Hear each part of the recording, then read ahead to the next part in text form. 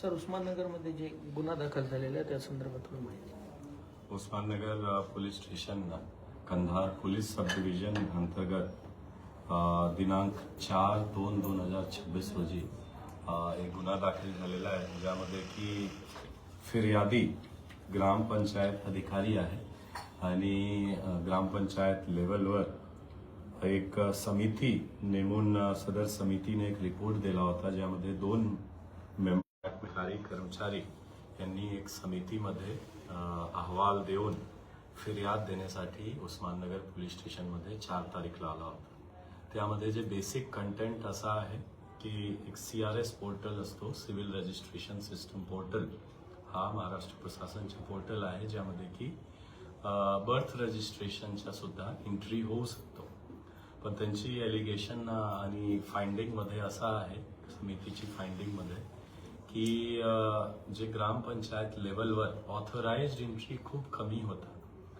ते सांगतो की आम्ही एकच एंट्री केला होता, पण अनऑथराइज्ड एंट्री किंवा यांनी संबंधित विभागनं एंट्री केला नाही, पण आता सिस्टममध्ये एंट्री जवळपास 15,700 पेक्षा जास्त एंट्री दिसतो आणि हा सर्व एंट्री 6 महिन्याची पिरियडमध्ये आहे.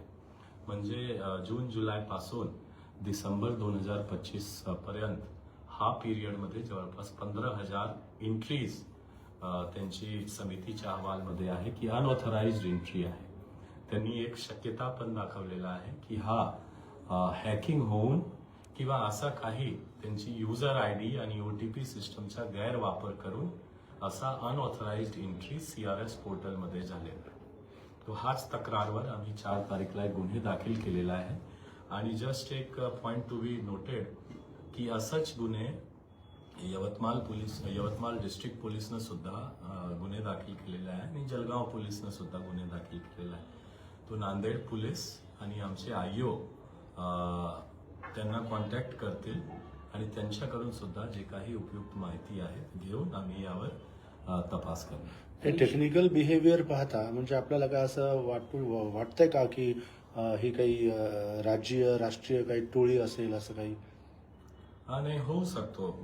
इनफॅक्ट लोकल किंवा आउटसाइड स्टेट गँग किंवा असा काही एलिमेंट 100% यामध्ये शक्यता नकारता येत नाही.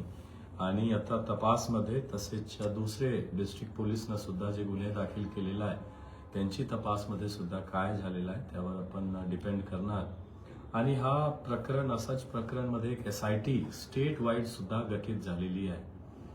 त्या SIT मध्ये सुद्धा हा नक्कीच अजून डिटेल्स माहिती समोर येईल. ठीक आहे, हिंदी में